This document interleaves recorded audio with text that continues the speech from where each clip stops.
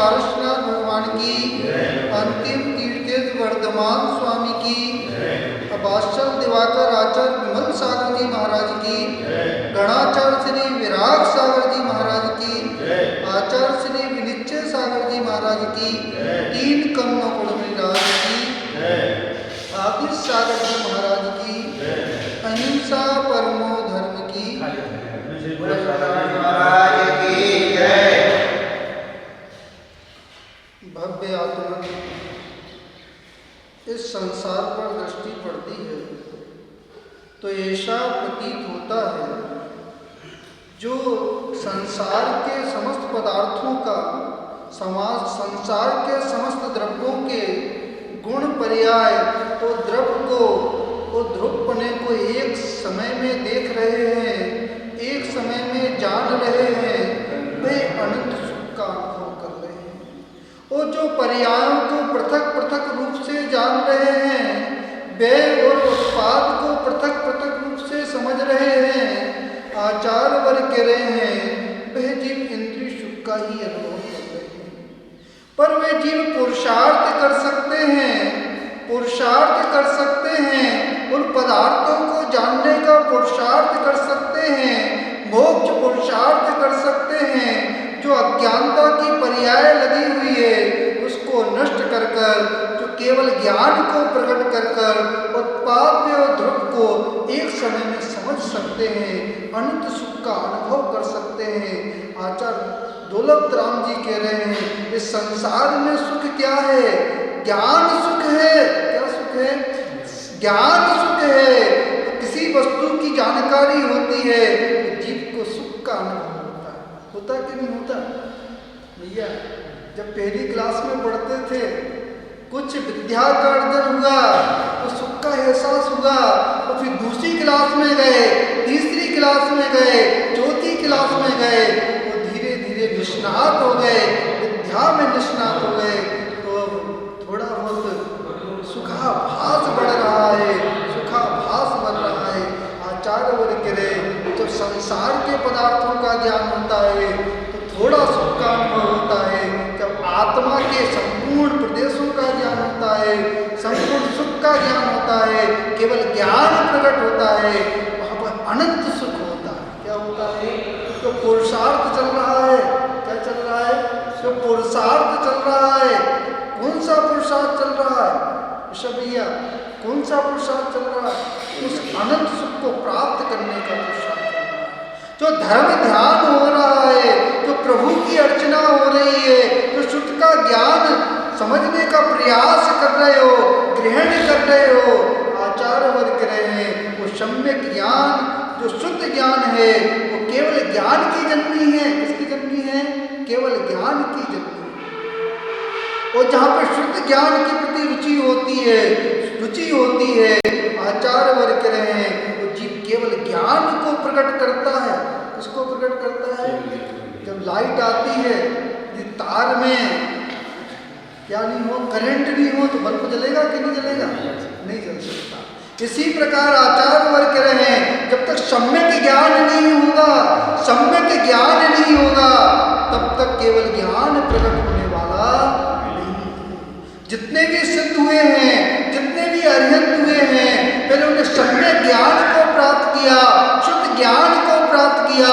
पहले शुद्ध केवली हुए और शुद्ध केवली के बाद हुए उन्हें केवल ज्ञान प्रकट हो गया, वो केवल केवली हो गए, वो ऐसी पर्याय को प्रकट कर गए। आचार्य वर्ग कह रहे हैं, जो उमा स्वामी महाराज जी ने एक छोटा सा सूत्र कहा है, उत्पाद वे ध्रुव उत्तम सत्य। क्या है? सत्य की पहचान होती है। यदि सत्य की पहचान होती है, आचार्य वर्ग कह रहे, एक समय में तीनों का ज्ञान होता है, वहां पर केवल ज्ञान प्रकट हो जाता है। आपका ज्ञान किस ओर लगा हुआ है? शिखरचंद जी, ज्ञान कहाँ पर लगा हुआ है? प्रभु की अर्चना में लगा हुआ है कि नहीं लगा हुआ है? यदि प्रभु की अर्चना में लगा हुआ है, शुद्ध ज्ञान में लगा हुआ है, तो ज्ञान की वृद्धि हो रही है, सम्यक ज्ञान की वृद्धि हो रही है। वो राग देश में लगा हुआ है, राग देश में लगा हुआ है। आचार्य वर्ग कह रहे, राग दो प्रकार का होता है। कितने प्रकार का होता है? दो प्रकार प्रशस्त राग होता है और एक अप्रशस्त राग होता है। आपका राग कैसा है? प्रशस्त राग है कि अप्रशस्त राग है? आचार्य वर्ग कह रहे हैं यदि पंचेंद्रिय विषयों के प्रति आसक्ति है, पंचेंद्रिय विषयों के प्रति आसक्ति है, तो वो अप्रशस्त राग है। कौन सा राग है? वो पंचेंद्रियों के अलावा जो पंच परमेष्टि के पद हैं, जो पंच परमेष्टि के पद हैं, उनके प्रति अनुराग है, तो आचार्य वर्ग कह रहे वो प्रशस्त राग है। वो प्रशस्त राग, वो प्रशस्त राग संसार रूपी विष को नाश करने वाला है। उसको नाश करने वाला है, जो संसार रूपी जो विष है उसको नष्ट करने वाला है, केवल ज्ञान रूपी अमृत को प्राप्त करने वाला है। भैया समुद्र के अंदर अमृत भी होता है और विष भी होता है। क्या होता है? दोनों विद्वान होते हैं। इसी प्रकार आचार्य वर्ग रहे इस संसार में संसारी जीव भी हैं और मुक्त जीव भी हैं। संसारणी मुक्ताश। आचार्य उमा स्वामी महाराज जी ने एक छोटा सा सूत्र बता दिया, उसमें संसारी जीव भी हैं, वो मुक्त जीव भी हैं। जो कर्मों से रहित हैं वो मुक्त जीव हैं, जो कर्मों से बंधे हुए हैं वो संसारी जीव हैं। क्या बनना है? कौन से बनने का पुरुषार्थ कर रहे हो? मुक्त होने का पुरुषार्थ कर रहे हो कि बंधने का पुरुषार्थ चल रहा है? भैया किस कौन सा पुरुषार्थ चल रहा है? संसार को बढ़ाने का पुरुषार्थ चल रहा है कि घटाने का पुरुषार्थ चल रहा है? किसका पुरुषार्थ चल रहा है?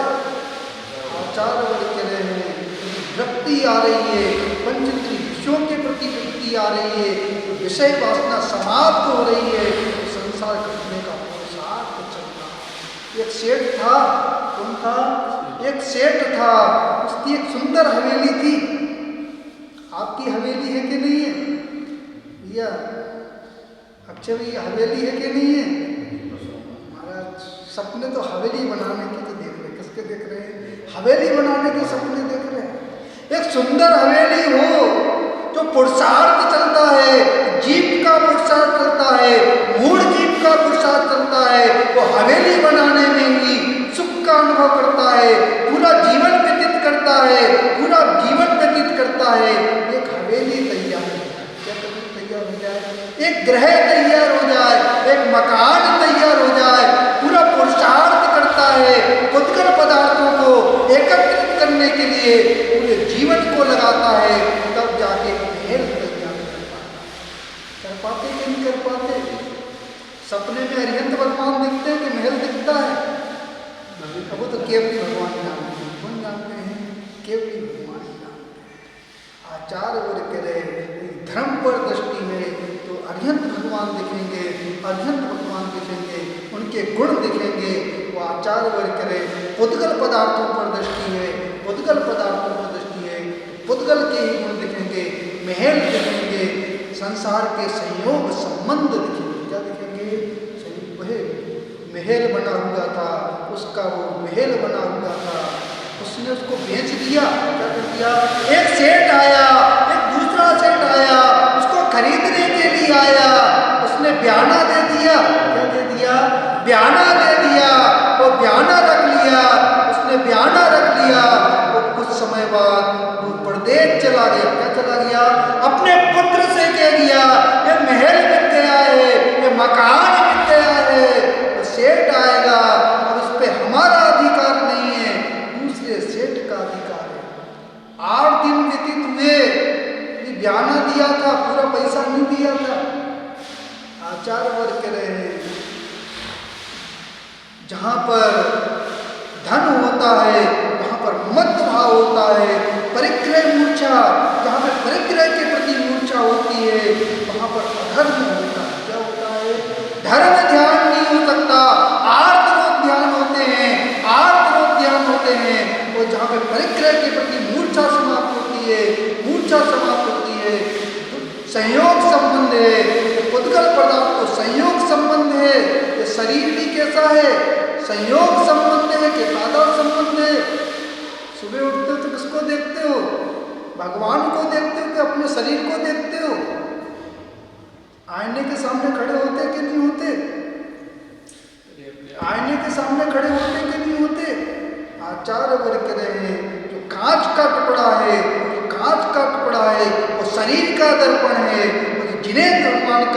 है वो आत्मा का दर्पण है। किसका दर्पण है? आत्मा का दर्पण है। जिन्हें भगवान को देखोगे तो आत्मा के गुण समझ में आएंगे, और कांच के टुकड़े को देखोगे तो शरीर के अव्यक्त समझ में आएंगे। समझ में आ रहा कि नहीं आ रहा? तो वह बयाना दे दिया। वो 8 दिन व्यतीत हुए, वो सेठ आया, उस लड़के से कह रहा है मुझे घाटा लग गया, मुझे घाटा लग गया। व्यापार करते हो भैया, व्यापार करते हो, पुरुषार्थ करते हो, पूरे साल पुरुषार्थ करते हो, वो सत्ता में पुण्य नहीं है, पुण्य नहीं है। तो आचार्य वर्ग के पुरुषार्थ करने के बाद भी घाटा लग जाता है। क्या लग जाता है? घाटा लग जाता है। यदि पुण्य है, थोड़ा सा भी पुरुषार्थ करोगे, थोड़ा सा भी पुरुषार्थ करोगे, लक्ष्मी तो पुण्य की दासी है, पुण्य की दासी है। तो लक्ष्मण ने थोड़ा पुरुषार्थ किया, थोड़ा पुरुषार्थ किया, उसको हथ खड़क मिल गया। वो खरदूषण के शंभु ने, खरदूषण के पुत्र शंभु ने 12 वर्ष पुरुषार्थ किया, 12 वर्ष पुरुषार्थ किया। वो 12 वर्ष पुरुषार्थ करने के बाद भी वो खड़क तो उत्पन्न हो गया, खड़क तो उत्पन्न हो गया। तो सत्ता में पुण्य नहीं था, सत्ता में पुण्य नहीं था, उस खड़क के द्वारा ये मारा गया। आचार्य वर्ग रहे जो पुण्यहीन होते हैं, जो पुण्यहीन होते हैं, वो पुरुषार्थ तो करते हैं, वो उपलब्धि नहीं होती। जो पुण्यशाली होते हैं वो थोड़ा सा ही पुरुषार्थ करते हैं, उन्हें वस्तु की प्राप्ति होती है। भैया धन के पीछे मत भागो, धन के पीछे मत भागो, धर्म के पीछे भागो। धर्म के पीछे भागोगे तो लक्ष्मी आपके पीछे भागेगी, और धन के पीछे भागोगे तो धर्म छूट जाएगा, और लक्ष्मी भी छूट जाएगी, अंतरंग लक्ष्मी भी छूट जाएगी, और बाहर की लक्ष्मी भी छूट जाएगी। समझ में आ रहा क्या नहीं आ रहा? मुकेश भैया ऐसो ना करियो, 2-3 से गए पाड़े, हलवा मिले ना संसार के सुख भोग पाओ, ना आत्मा का सुख भोग पाओ। ऐसा मत करना। किस पर दृष्टि है? पिछी कमंडल पर दृष्टि है कि हार पर दृष्टि है? किस पर दृष्टि है? आचार्य वर्ग कह रहे हैं यदि संयम के उपकरणों पर दृष्टि है, संयम पर दृष्टि है तो संसार घट रहा है, तो संसार के संबंधों पर दृष्टि है तो संसार बढ़ रहा है। तो वह सेठ आता है, मुझे घाटा लग गया, मैं तुम्हारे इस भवन को खरीद नहीं सकता, मेरा ब्याना वापिस कर दो, मेरा ब्याना वापिस कर दो। उस सेठ के लड़के ने ब्याना वापिस कर दिया। उसका जो पिता था वो नगर के अंदर प्रवेश किया, वो दृष्टि देख रहा है, उस महल को देख रहा है। उस महल में आग लग गई। क्या लग गई? उस महल में आग लग गई। भैया किसी को महल देना, किसी का सम्मान करना, किसी का सत्कार करना, तो अपेक्षा मत रखना। क्या नहीं रखना? अपेक्षा मत रखना। किसी यदि सम्मान करना है, किसी का सम्मान करना है, किसी को धन देना है, किसी का प्रतिष्ठा को बढ़ाना है, पर अपेक्षा मत रखना। क्या नहीं रखना? अपेक्षा नहीं रखना, क्योंकि अपेक्षा दुख की जननी होती है। किसकी जननी होती है? दुख की जननी होती है। और जहाँ पे अपेक्षा समाप्त होती है, अपेक्षा समाप्त होती है, वहां पर सुख मिलता है। पांडवों को उस दुर्योधन ने महल दिया। क्या दिया? महल दिया। कैसा महल दिया? लाख का महल दिया। उपकार तो किया। क्या किया? उपकार तो किया। उपकार में छल था। आप उपकार करते हो, दूसरे व्यक्ति का उपकार करते हो, छल तो नहीं है, अपेक्षा तो नहीं है। आचार्य वर्ग करे यदि अपेक्षा है, यदि अपेक्षा है तो छल छिपा। क्या छिपा हुआ है? छल छिपा हुआ है। तो तीर्थंकर भगवान उपदेश देते हैं, उपकार करते हैं, कोई अपेक्षा नहीं होती है, कोई अपेक्षा नहीं होती है। गुरु ज्ञान देते हैं, कोई अपेक्षा नहीं होती है। आचार्य वर्ग करे जहाँ पे अपेक्षा नहीं होती है वहीं पर धर्म होता है, और जहाँ पे अपेक्षा होती है वहाँ पे धर्म, वहाँ पे स्वार्थ होता है। क्या होता है? स्वार्थ होता है। तो वह सेठ उस महल को देख रहा था, वो महल चल रहा, वो चाय बना रहा था। ये महल बिका हुआ है, महल बिका हुआ है। पुत्र आता है, आप खड़े हुए हो, महल में आग लगी हुई है, उपाय करो, महल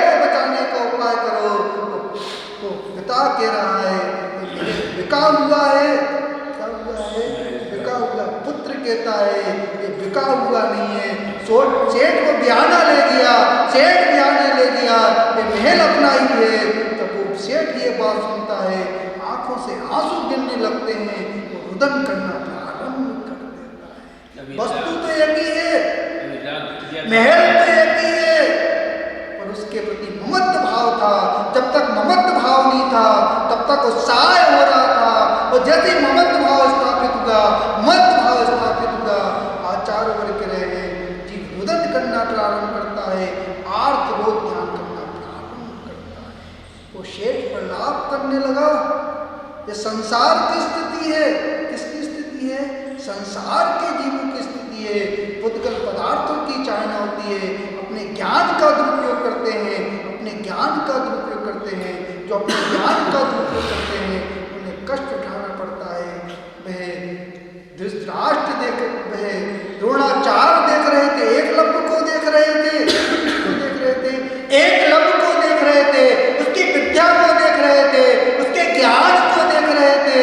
उसने अपने ज्ञान का प्रयोग, उसने अपनी विद्या का प्रयोग जीव को कष्ट देने में किया। उसने क्या किया? शब्दवेदी बाण चलाना सीख लिया। किससे सीखा? द्रोणाचार्य से सीखा। उसने मूर्ति बना दी और अभ्यास किया, ज्ञान का अभ्यास किया। आचार्य वर्ग रहे, ज्ञान के लिए गुरु की आवश्यकता पड़ती है। किसकी आवश्यकता पड़ती है? बगैर गुरु के ज्ञान प्राप्त नहीं होता। आज उसने मूर्ति बनाई, उस मूर्ति में गुरु को स्थापित किया, स्थापना निक्षेप से उस मूर्ति को बनाया, वह अभ्यास किया, धनुष का अभ्यास किया और उसने उस विद्या का दुरुपयोग किया। तो द्रोणाचार्य ने उस दृश्य को देखा, उस श्वान के मुख को देखा, उसमें बाण भरे हुए थे और विद्या में निपुण था। ऐसी विद्या में निपुण था, शब्दवेदी बाण चलाना जानता था। उसने शब्द से उस श्वान के शब्द को सुना, उस श्वान के शब्दों को सुनकर उसके मुख को भर दिया। जब द्रोणाचार्य ने उस शिष्य के ऐसे दुराचार को देखा, उस दुराचार को देखा, तो उसने विद्या के प्रति जो विद्या उसने सीखी थी उसका दुरुपयोग कर रहा था, हिंसा आदि पापों में लिप्त था, तो उसने गुरु दक्षिणा मांग ली। क्या मांग ली? गुरु दक्षिणा मांगी। और गुरु दक्षिणा मांगी और समझ गए इसका कुज्ञान है, सही ज्ञान नहीं है। अर्जुन को भी विद्या दी, अर्जुन को भी विद्या दी। उस एकलव्य ने भी विद्या प्राप्त की, अर्जुन को आशीर्वाद दिया, अर्जुन को आशीर्वाद दिया, गुरु दक्षिणा में आशीर्वाद दिया। वो एकलव्य से गुरु दक्षिणा में अंगूठा मांग लिया, क्योंकि ज्ञान तो था, दोनों में धनुष चलाने का ज्ञान था। एक में विपरीत ज्ञान था, एक में कुज्ञान था और एक में सम्यक ज्ञान था। क्या था? गुरु द्रोणाचार्य ने उस एकलव्य को से कहा तुम्हें गुरु दक्षिणा देना चाहिए, गुरु दक्षिणा देना चाहिए। मेरे माध्यम से, मेरे निमित्त से तुमने विद्या सीख ली, तुमने विद्या सीख ली, तो गुरु दक्षिणा में सीधे आपका अंगूठा दे दो। उसके पास गुरु के प्रति भक्ति थी, उसने वो अंगूठा दान कर दिया, अंगूठा दान कर दिया। गुरु द्रोणाचार्य ने ऐसा क्यों किया? क्योंकि कुज्ञान का प्रभाव था, उसके अंदर कुज्ञान का प्रभाव था। जो अपनी विद्या का प्रयोग हिंसा में कर रहा था, हिंसा में कर रहा था, इसलिए गुरु ने उससे दक्षिणा में अंगूठा मांग लिया। क्या मांग लिया? अंगूठा मांग लिया। भैया ज्ञान का अर्जन तो करना, पर दुरुपयोग मत करना। दुरुपयोग करोगे तो कर्म रूपी द्रोणाचार तुमसे अंगूठा मांग लेगा और तुमको कष्ट भोगना पड़ेगा। क्या भोगना पड़ेगा? कष्ट भोगना पड़ेगा। अर्जुन को समझ में आ गया, द्रोणाचार्य को समझ में आ गया, वो धर्म का मार्ग समझ में आ गया। अर्जुन ने संयम को धारण किया, संयम को धारण किया, कर्मों का क्षय कर दिया। क्या कर लिया? अर्जुन ने क्या किया? तपस्या की। क्या की? तपस्या की। ये औदारिक तन है, ये मनुष्य पर्याय है, तप करने के लिए मिला है। किसके लिए मिला है? कि भोगों को भोगने के लिए मिला है। किस लिए मिला है? भैया किस लिए मिला है? तप करने के लिए। जितने भी सिद्ध हुए हैं, जितने भी अरिहंत हुए हैं, उन्होंने पुरुषार्थ किया, तब पुरुषार्थ किया, तब पुरुषार्थ किया, वो कर्मों का क्षय किया।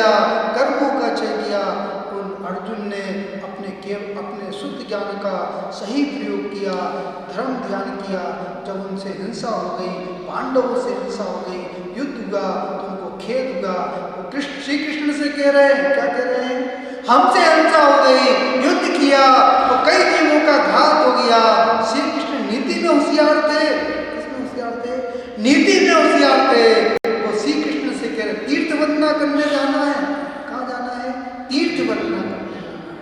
श्री कृष्ण कह रहे हैं मेरे पास समय नहीं है, मेरे पास समय नहीं है। तुम एक धरोहर ले जाओ, एक धरोहर को ले जाओ, मेरे बदले धरोहर को ले जाओ। तुम भी तीर्थ वंदना करना, तुम भी स्नान करना, गंगा जी में स्नान करना, यमुना जी में स्नान करना, चारों धाम की वंदना करना।